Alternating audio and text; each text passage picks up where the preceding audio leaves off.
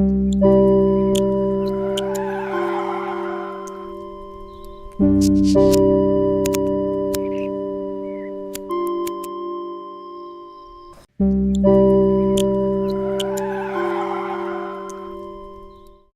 ini hampir selalu dimulai di tempat yang paling akrab, tempat yang paling pribadi bagi kita, rumah kita sendiri. Bayangkan sebuah malam.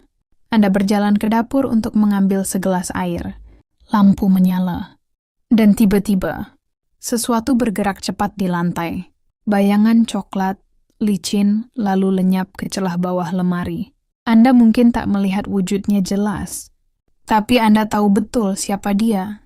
Suara gesekan kakinya yang tajam, tubuh pipihnya yang melata cepat, sudah cukup untuk memicu rasa jijik geli dan keinginan instinktif untuk memusnahkannya. Dialah kecoa. Tamu abadi yang tak pernah kita undang. Bayangan malam yang menghuni sudut-sudut tergelap peradaban kita. Pertemuan singkat 2 detik itu meninggalkan rasa tidak nyaman yang bertahan lama. Kehadirannya seperti pelanggaran.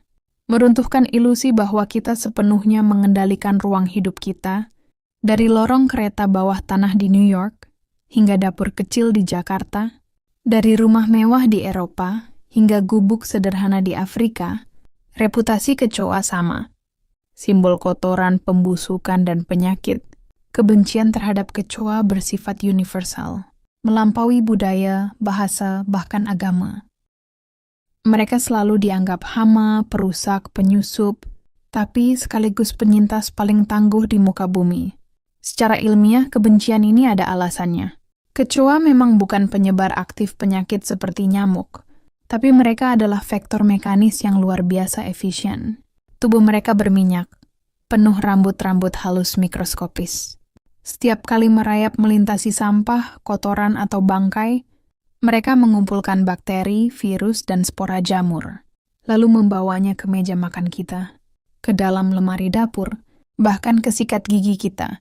Studi ilmiah menemukan puluhan patogen berbahaya di tubuh kecoa, Salmonella, E. coli, hingga telur cacing parasit. Dan lebih buruk lagi, kotoran, air liur, dan kulit lama yang mereka lepaskan. Mengandung protein alergen yang dapat memicu serangan asma, terutama pada anak-anak. Jadi rasa jijik kita bukanlah paranoia. Ia berakar pada kebenaran ilmiah. Namun, di balik citra negatif itu tersimpan ironi. Sifat-sifat yang membuat kita membenci kecoa. Kecepatannya, kegigihannya, kemampuannya bertahan hidup, itulah yang menjadikannya kisah sukses evolusi yang fenomenal. Bayangkan, seekor kecoa bisa hidup tanpa kepala selama seminggu penuh. Mereka tahan radiasi hingga 15 kali lebih kuat daripada manusia. Mereka bisa meremas tubuhnya melewati celah yang tampak mustahil. Mereka bisa memakan hampir apa saja, dari remah roti, sabun, lem, hingga serpihan kuku. Bukankah semua ini terdengar seperti kumpulan superpower biologis? Kecoa, dalam cara paling menjijikkan sekalipun, adalah mutiara evolusi. Mari kita bedah keajaiban tubuhnya. Pertama, kemampuan hidup tanpa kepala. Karena mereka tidak bernapas lewat mulut, melainkan lewat spirakel, lubang kecil di sepanjang tubuhnya. Sistem saraf mereka pun terdistribusi. Otak hanyalah pusat koordinasi, bukan pusat kehidupan. Maka, tubuh tanpa kepala tetap bisa berdiri, berjalan, dan bernapas. Hingga akhirnya mati bukan karena luka, tapi karena kelaparan. Kedua, ketahanan radiasi.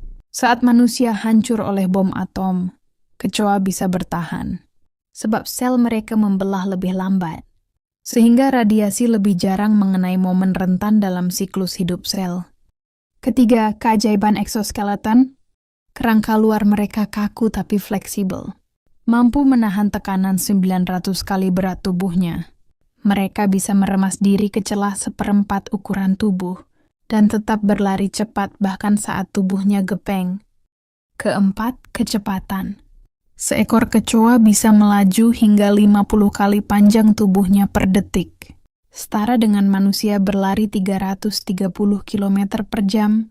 Dan bukan hanya cepat, mereka bisa mengubah arah 25 kali dalam 1 detik. Gerakan zigzag yang membuat predator frustrasi. Kecoa adalah pemakan segala sejati. Mereka memakan gula, daging, sayur, tapi juga kertas, karton, rambut, kuku, bahkan sesamanya. Kemampuan ini didukung mikroba simbion di perut mereka. Mikroba-mikroba ini memecah selulosa, menghasilkan vitamin, dan menjadikan perut kecoa sebuah reaktor biokimia paling efisien. Di ujung tubuh mereka ada organ kecil bernama cerci. Mirip antena, penuh rambut mikroskopis. Cerci mampu mendeteksi pergeseran udara sekecil apapun. Ketika kita mengayunkan koran untuk memukulnya, gelombang udara lebih dulu memberi peringatan. Dalam sepersekian detik, sinyal itu melompat ke neuron raksasa di tubuhnya. Refleks lari pun terpicu lebih cepat dari kedipan mata manusia. Seolah kecoa selalu tahu niat kita bahkan sebelum sepatu kita bergerak.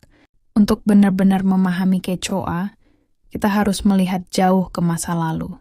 Mereka telah ada sejak 320 juta tahun lalu, sebelum dinosaurus pertama lahir. Mereka menyaksikan kebangkitan dan kejatuhan T-Rex.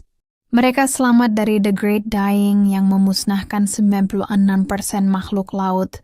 Mereka bertahan dari hantaman asteroid 66 juta tahun lalu. Ketika dinosaurus lenyap, kecoa tetap hidup. Desain tubuh pipih, cepat, omnivora, tangguh.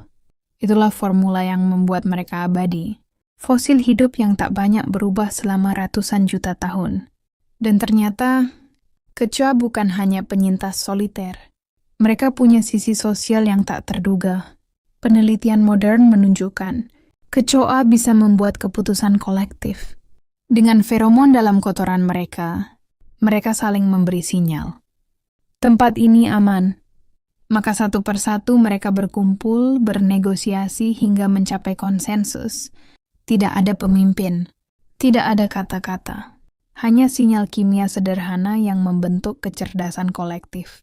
Mirip semut, mirip lebah. Tapi ini kecoa. Maka lain kali Anda menyalakan lampu tengah malam dan melihat bayangan itu melesat di lantai, reaksi pertama Anda mungkin tetap sama, jijik. Dan itu wajar. Tapi setelah jeda sejenak, mungkin Anda akan melihatnya dengan cara berbeda. Bahwa yang Anda lihat bukan sekadar hama, melainkan fosil hidup. Mesin bertahan hidup yang disempurnakan evolusi. Makhluk yang pernah berjalan di bawah kaki dinosaurus dan akan tetap ada, bahkan setelah manusia tiada. Kecoa adalah pengingat paling jujur bahwa kehidupan selalu menemukan jalan. Dalam bentuk yang paling sederhana, paling rendah, paling kita benci sekalipun, ya tetaplah simbol ketahanan, penyintas sejati.